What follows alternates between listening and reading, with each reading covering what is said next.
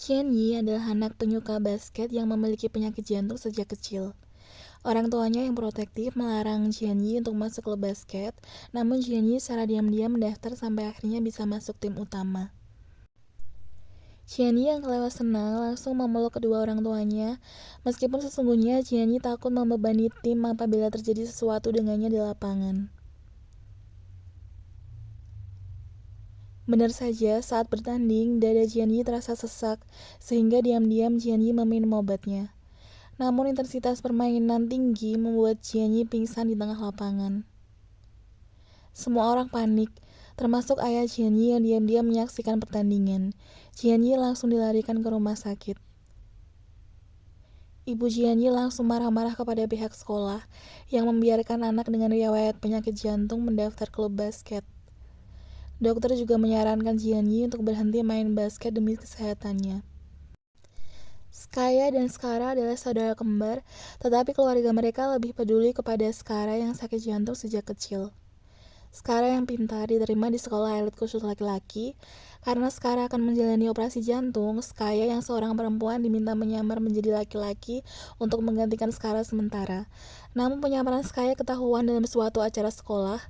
Hal itu menyebabkan Skara sesak napas dan akhirnya Skaya yang disalahkan. Skaya memang sudah terbiasa diacuhkan keluarganya. Mereka hanya peduli kepada Skara yang sakit-sakitan. Namun Skaya berusaha kuat dan bertahan di sekolah. Semua demi Skara, karena Skaya juga sangat menyayangi saudara kembarnya. Malam itu, Skara mengalami serangan jantung yang parah sehingga dibawa ke rumah sakit. Jantung Skara berhenti. Skara telah berjuang untuk bertahan, namun takdir berkata lain. Taewong adalah anak bungsu dari pengusaha kaya yang menderita penyakit jantung sejak kecil. Taewong lama tinggal di luar negeri untuk menjalani pengobatan. Suatu hari kakak tirinya datang berkunjung.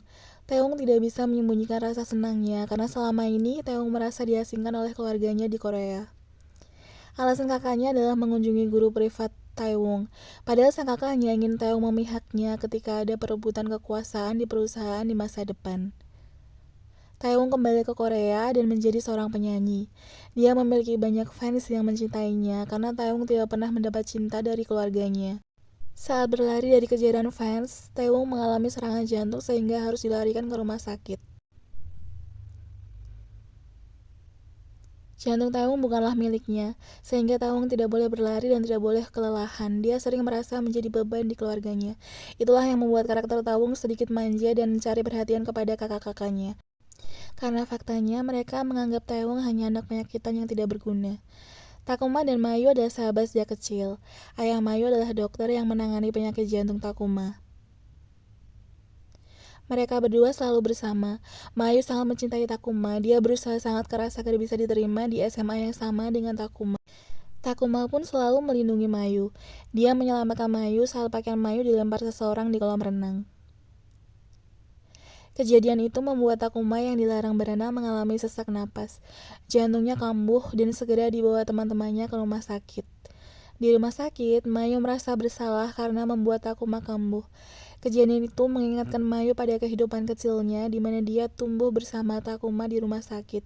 Mayu juga teringat lagi jika dokter pernah memberikan vonis untuk Takuma bahwa dia tidak akan hidup sampai umur 20 tahun. Drama ini juga memiliki versi filmnya yang rilis tahun 2009. Bagaimana teman-teman 4 rekomendasi drama sakit jantung hari ini? Jika kalian ingin request, tulis di kolom komentar. Bye-bye.